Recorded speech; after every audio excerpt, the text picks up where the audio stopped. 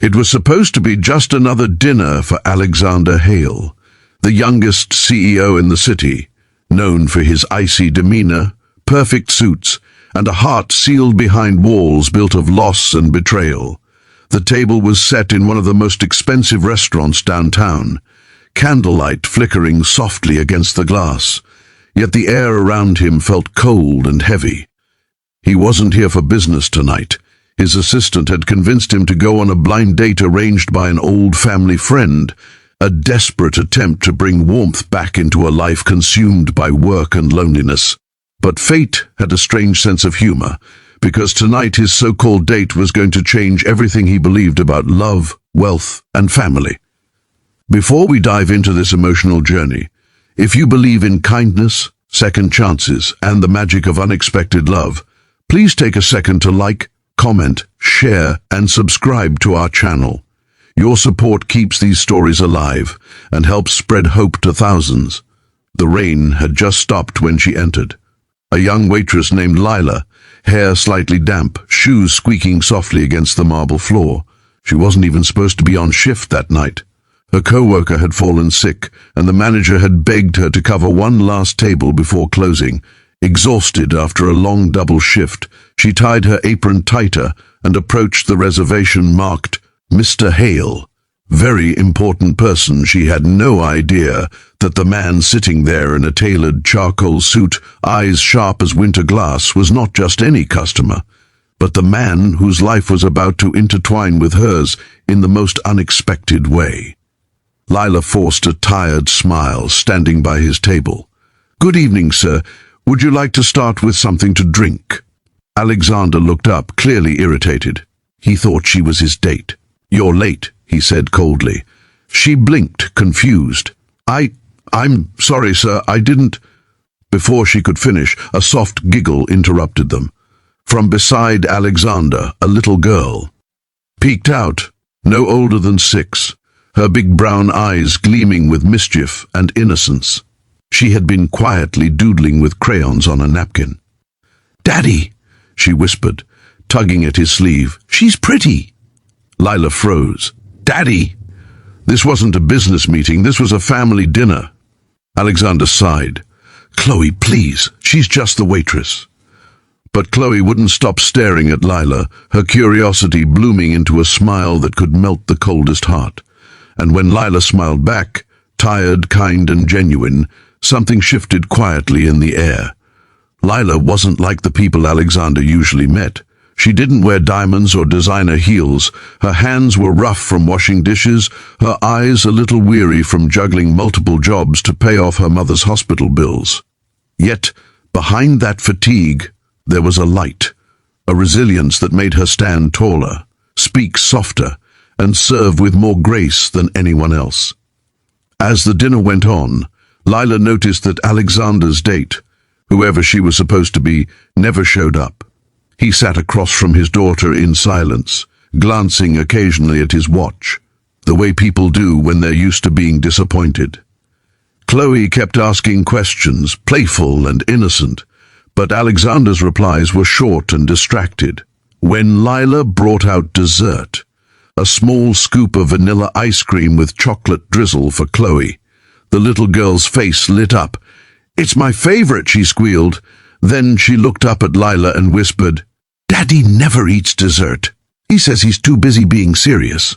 Lila laughed softly. "Well, maybe tonight we can change that." Chloe grinned and looked at her father. "Daddy, try it! Just one bite. For me?" Alexander sighed, but when his daughter pouted, that same pout her late mother used to make, he gave in.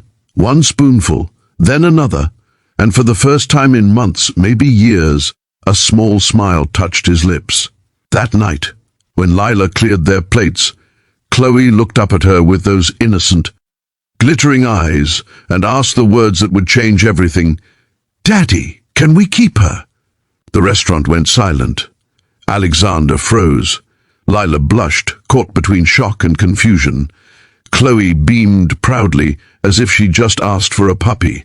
Alexander tried to laugh it off, but something deep inside him stirred, a question he hadn't let himself feel in years. Why did her words make him feel home? In the following weeks, fate seemed to play its part. Alexander began seeing Lila again. Not in expensive restaurants, but in small coffee shops where she worked mornings, or at the park where Chloe played.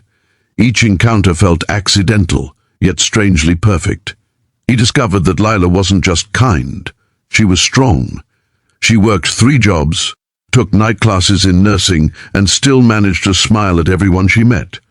When he once asked why she never gave up, she said simply, "Because someone has to believe that better days are still worth fighting for." Those words echoed in Alexander's heart. He had everything: money, power, influence, yet none of it could fill the emptiness that had lived inside him since his wife's death. But Lila, with her simple kindness and quiet courage, began to heal what wealth never could. Chloe adored her. Every time Lila came by, Chloe's laughter filled the air. She called her Miss Lila and told everyone she was her best friend. Alexander noticed how Lila's presence softened even his hardest days. Soon dinners became warmer, laughter more frequent, and Alexander's once lonely mansion began to feel alive again. Still, he was hesitant. The world he lived in was cruel and judgmental. People whispered when they saw him talking to a waitress. His business partners mocked him behind his back. The great Alexander Hale falling for a girl who serves tables. He tried to distance himself, convincing himself it was for her own good. But the more he tried, the more it hurt. Because every time he saw Chloe's smile fade, or passed by the coffee shop, and saw Lila serving others with that same tired but genuine smile, he realized he was losing the very thing that made him human again. Then came the night everything changed. It was late, past midnight, when Alexander's phone rang. It was the hospital. There had been an accident. Lila's mother's condition had worsened, and she couldn't afford the surgery that could save her life. Without hesitation, Alexander drove straight to the hospital. He found Lila sitting alone in the hallway, head buried in her hands, tears streaming silently down her face. She didn't notice him at first, but when she did, her eyes widened in shock. "Mr. Hale, what are you doing here?" He didn't answer. Instead, he knelt beside her, his voice breaking the silence. "Let me help." She shook her head, crying harder. "No, I can't let you. I don't want your pity." "It's not pity," he whispered. "It's love." Those 3 words shattered the wall she had built. The next morning, Lila's mother was in surgery, paid for anonymously, though everyone knew who had done it. And for the first time, Lila allowed herself to believe that maybe, just maybe, someone truly cared. Weeks passed. Her mother recovered, and Alexander and Lila grew closer, though still quiet about what they felt. One evening, at Chloe's request, they all went out to dinner, the same restaurant where they'd first met. The candles flickered again, the plates were set, and the same warm glow filled the room. Lila wore a simple dress this time, no apron, no exhaustion on her face, just a calm, radiant smile. Alexander couldn't take his eyes off her. Chloe giggled from her seat. "Daddy," she whispered again, "remember when I asked if we could keep her?" Alexander smiled. "Yes, sweetheart, I remember." Chloe leaned closer. "Can we now?" Lila's eyes shimmered with tears she tried to hide. Alexander reached across the table, taking her hand in his, and for the first time in a long time, he didn't care who was watching. "I think," he said softly, "we already have." Life didn't turn into a fairy tale overnight. There were still challenges, judgmental eyes, business meetings filled with gossip, and moments of doubt. But love, real love, isn't about perfection. It's about finding peace in someone's flaws and courage in their kindness. Lila eventually finished nursing school, with Alexander quietly supporting her behind the scenes. She didn't want luxury, she wanted purpose. She began volunteering at the children's hospital where Chloe often played piano for the young patients.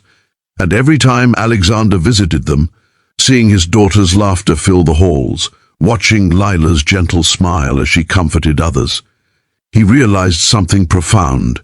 Wealth had never been the currency of happiness, love had. Months later, during a quiet sunset picnic in the park, Chloe ran ahead, chasing butterflies, while Alexander and Lila sat together on a blanket. The golden light bathed them in warmth, and for the first time Alexander felt whole. He turned to her and said softly, "You know, I used to think I had everything. But then you walked in that night, drenched from the rain, smiling through exhaustion, and suddenly I realized what I'd been missing all along." Lila smiled, eyes glistening. "And what's that?" He looked at her hand, the one that had served thousands of strangers, and took it gently in his. "Home." In that moment, Chloe came running back, clutching a daisy in her tiny hand.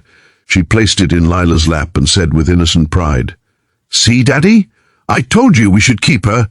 Alexander laughed, tears filling his eyes as he pulled them both close. "Yes, sweetheart," he whispered, voice trembling, "and we always will." If this story touched your heart, if you believe that love can heal, that kindness can change lives, and that sometimes the smallest hearts see the biggest truths, please like,